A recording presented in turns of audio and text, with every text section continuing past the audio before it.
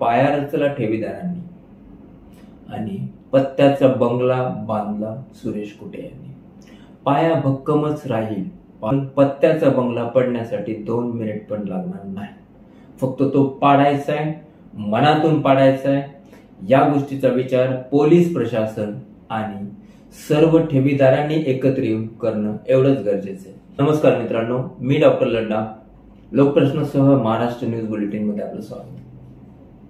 मित्रांनो, Dnyanradha multistate cooperative society बरोबरच Sairam multistate cooperative society, Rajasthani multistate cooperative society, Maa Jijau ज्याचं प्रकरण जुनं आणि आता त्याच्यातले काही जण बेलवर पण आलेले आहेत, ती मा जिजाऊ कोऑपरेटिव्ह सोसायटी.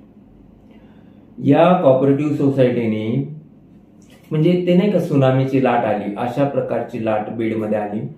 बीडच्या आजूबाजूच्या परिसराला पण त्या लाटेने स्वतःच्या ताब्यात घेतलं. त्या लाटेबरोबर समुद्राच्या लाटाच अख्ख्या बीड जिल्ह्यात आल्या आणि बीडचं पाणी पाणी करून गेल्या असं म्हणलं तर वावगं ठरू नये. कारण सगळ्यांनी जवळपास एकच फंडा वापरला, पण फंडा सुरेश कुटे यांचा फार मोठा आणि विचार करून होता. असं बोलण्यासारख्या गोष्टी समोर आहेत. तर मी येतोच आहे. आपण राजस्थानीबद्दल पण बोलणारच आहोत, परभणीबद्दल पण बोलणारच आहोत. हो, बोलायचंच आहे, सोडायचं कोणालाच नाही. का सोडायचं? कोणाचंही हितसंबंध आपले नाही आहेत, कोणी आपले दुश्मन नाही आहेत आणि कोणी आपले दोस्त नाही आहेत. जे सत्य आहे ते मांडायचंच आहे. कुठूनही पाकिट येत नाहीये आणि कोणालाही पाकिट द्यायचं नाही. जे फॅक्ट आहे ते बोलायचंच आहे. कालच्या व्हिडिओमध्ये आणखीन एक गोष्ट लक्षात येते. एक जणांनी संभाजीनगरच्या एका युट्यूब व्ह्यूअर्सने संभाजीनगरमध्ये काय सेक्टर L MIDC या ठिकाणी तो 4-5 एकरचा भूखंड आणि तो भूखंड सुरेश कुटेंच्या नावावर होता आणि त्या ठिकाणी आता दुसऱ्यांचंच बांधकाम चालू आहे असा कॉमेंट केला. आम्ही त्या गोष्टीची आज पुष्टी करत नाही, पण अशा गोष्टी येत आहेत समोर आणि हे सगळ्या गोष्टी समोर येत आहेत. त्याच्यामुळं बोलण्यासारखे मुद्दे पण भरपूर समोर येत आहेत. आता विषय असा आहे की सुरेश कुटे कपडा धंदा सुरुवात त्यांची कपडा धंद्यापासूनच, कारण तो वडिलोपार्जित धंदा होता. ज्ञानोबा कुटे एक सतग्रस्त म्हणून बीडमध्ये प्रसिद्ध. त्या कपड्या धंद्यासाठी ज्या काही खरेदी वगैरे गुजरातून होत होत्या, त्या गुजरात बीड ह्या चक्र आणि या चक्रामध्ये मग एक गोष्ट सुरेश कुटे यांच्या लक्षात आली की आपण एक छोटीशी पतसंस्था सुरू करावी आणि ती पतसंस्था ज्ञानराधा महिला नागरी सहकारी पतसंस्था मर्यादित बीड ही सुरुवात करण्यात आली. त्याच्यानंतर मग त्याचं पुढचं रूपांतर झालं मल्टीस्टेट कोऑपरेटिव्ह मध्ये. मल्टीस्टेट कोऑपरेटिव्ह मध्ये मग ते सगळं बिझनेस माइंड वापर करणं, कसं टेक्निक, कसं हँडल करणं, कसं बोलणं, या सगळं आपण पाहतोय. मागच्या 9 महिन्यापासून हे सगळं जवळून पाहतोय व्हिडिओच्या माध्यमातून सुरेश कुटे यांचं. आणि या सगळ्या गोष्टीचा उपयोग मग लोकांना जवळ कसं करायचं, मग सार्वजनिक कामं, काय सोशल ऍक्टिव्हिटीज आम्ही करतो हे सगळं दाखवायचं. या सगळ्या गोष्टी करता करता जसं की कुटे यांनी स्वतः सांगितलं की मी माझ्या कर्मचाऱ्यांना पण खूप छान ट्रेन केलं, त्यांना खूप मोठं शिक्षण दिलं. तेच तर शिक्षण दिलं ना. या शिक्षणाचा आणि या टेक्निकचा वापर आपण इतका सुंदर केला, मग त्याच्यात नंबर 2 वाले मोठे पैसे येणारी मंडळी, त्याच्यात डॉक्टर पण आले, चिट्ट्याचे, त्या विषय नंतरच बोलायचं, चिट्ट्याचे हे सगळे पैसे नियमानुसार महिन्याला घरी व्याज देणं, काय त्यांच्यासाठी स्पेशल स्कीम आणि बक्षीस वगैरे हे सगळं देणं, मोठे उपक्रम निर्माण करणं. आणि तो फुगा फुटला. तरी पहिले 2-4 महिने चालला आणि नंतर तो फुगा फुटला आणि हे कळायला लागलं की ज्ञानराधाचा पैसा कुटे यांनी स्वतःच्या फायद्यासाठी वापरला. कारण तुम्ही ज्या काही प्रॉपर्टीज खरेदी केल्या, मग ते प्लॉट असतील किंवा जमीन असतील, त्या प्रॉपर्टीची फंडिंग नेमकी कुठून केली हे लोकांसमोर येऊ द्या. त्या प्रॉपर्टीजवर तुम्हाला काय मिळालं, लोन, CC, ह्या गोष्टी नंतरच्या आहेत. पण प्रॉपर्टीसाठीची फंडिंग कुठून आली? तुमच्याकडे एवढे ऍसेट होते का अगोदर? मग नसतील तर ते सगळी फंडिंग ज्ञानराधाच्या ठेवीमधूनच आली असं का नाही म्हणायचं?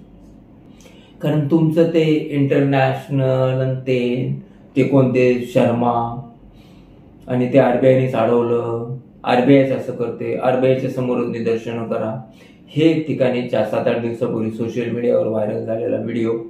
आणि 2 महिन्यापूर्वी आणखीन एक व्हिडिओ आशिष नावाचे ग्रस्त श्रीरामपूरच्या एक जणाला बोलतायत की 2 महिन्यापूर्वी की झालं आज रात्री, आज तर सुट्टी आहे, पण तरी पण फॉरेनचं जे सगळं असतं ना त्याच्यासाठी एक ते परत इंग्रजी शब्द वेगवेगळे, आणि आरबीआयचं उद्या सगळं क्लिअरन्स होईल, या सगळ्या गोष्टी.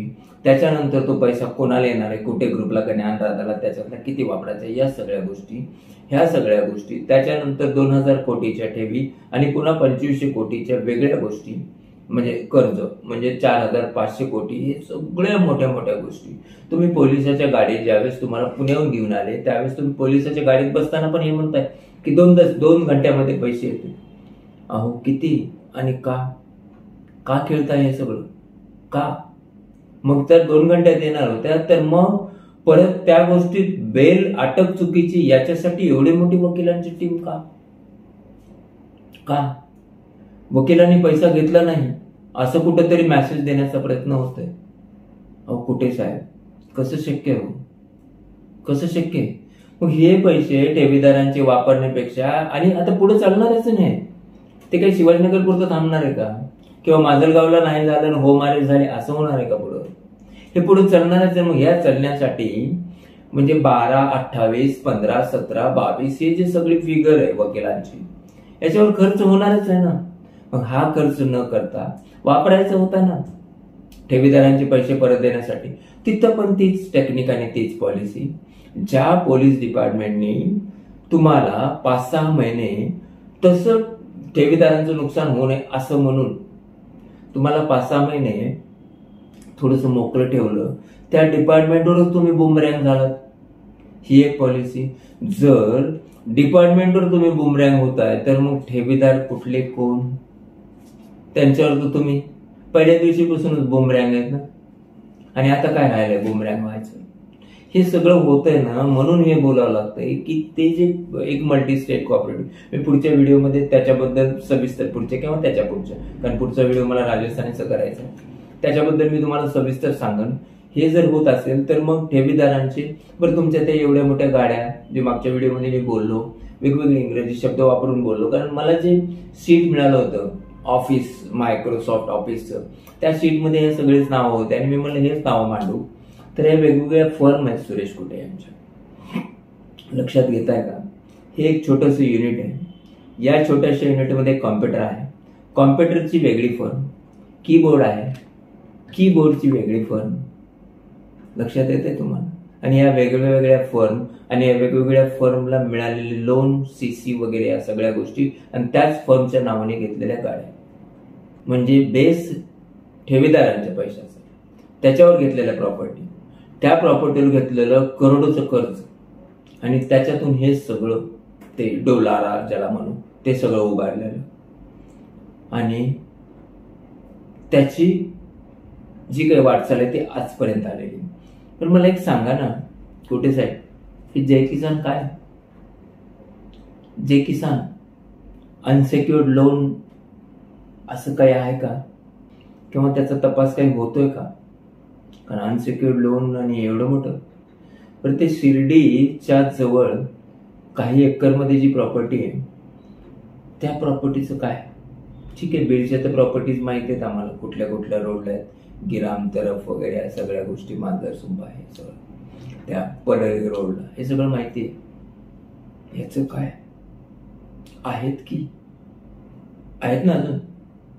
मग याचं काय? हे मांडलंय का तुम्ही डिपार्टमेंट समोर? किंवा याच्याबद्दल काही झालंय का? ते ICICI बँक आणि ते फंड, त्याचं काय? तुमच्या त्या शर्माचं काय? दिव्यांग दास शर्मा, त्याचं काय? नाव पण घेणं अवघड आहे थोडंसं. त्याचं काय? म्हणजे ही जी सगळी पॉलिसी करून तुम्ही ठेवीदारांसाठी एवढी मोठी अडचण उभा करून ठेवली, तुम्हाला वाटत नाही का कुठेही मनात की नाही राव आपण फारच मोठं हे केलं? किंवा असंही वाटत नाहीये का की हे आता हे जे चाललंय ना इंटरनॅशनल पैसे वगैरे, हे आपण खरं सांगून टाकावं की नाही हे चाललंय नाही चलतच राहील, असं नाही वाटत का? म्हणजे कधीतरी 4 महिन्यापूर्वी 6 महिन्यापूर्वी झालं, 2 दिवसात काम होते म्हणलेली गोष्ट. अशी कोणती इंटरनॅशनल फर्म आहे जी की 2 दिवसात होणारं काम 8 महिन्यापर्यंत पण करत नाही. 2 महिन्यापूर्वी आरबीआयचं क्लिअरन्स होऊन जाईल एका दिवसात म्हणायचं आणि पुन्हा म्हणायचं आरबीआयनीच अडवलंय, नाहीतर तुमचा पैसा एका दिवसात मिळेल. का का आणखीन एक गोष्ट होते बीड जिल्ह्यामध्ये. ठेवीदाराच्या वतीने 27 तारखेला उपोषण, बघूया नेमकं त्या उपोषणाचा खरंच दबाव म्हणून वापर होतो का आणि त्याचा फायदा होतो का ते आम्ही तुमच्या समोर घेऊनच येऊ. दुसरी गोष्ट की याच्यानंतरचा पुढचा जो व्हिडिओ येतो ना तो राजस्थानी मल्टी स्टेट बद्दल येत आहे. आणि आजच्या व्हिडिओतून मी परत सर्व व्ह्यूअर्स जे आमचं चॅनल पाहत आहेत त्यांना सांगतोय की परभणी म्हणजे सायराम मुळं दुःखित झालेले जे काही ठेवीदार असतील त्यांनी एकत्र यावं. आम्ही त्यांच्या पूर्ण भावना समजून घेऊ, त्या व्यासपीठावर मांडण्याचा प्रयत्न करू. नेमकं पण ते पुढे यायला पाहिजे. जसं की आता पाहतोय आपण काही दिवसात सायराम बद्दल गुन्हे दाखल होत आहेत, पण राजस्थानी बद्दल ते लातूरचं एकच प्रकरण, त्याच्यानंतर गुन्हे दाखल झालेले नाही, पण ते पण चालू होणार आहे 2-3 दिवसांनी. त्या सगळ्या गोष्टी आम्ही आपल्यापर्यंत घेऊनच येऊ आणि कुठलाही स्वार्थ नसताना घेऊन येऊ. कुठलाही स्वार्थ नसताना परखड मांडावं लागेल, स्पष्ट बोलावं लागेल. कधी कधी ते परखड आपल्याला पचणं थोडंसं अवघड वाटतं, पण ते बोलावंच लागेल. चांगलं असेल तर चांगलंच बोललं जाईल, पण जे फॅक्ट आहे तेच मांडण्याचा आम्ही प्रयत्न करू आणि आतापर्यंत पण केलेला आहे. धन्यवाद मित्रांनो.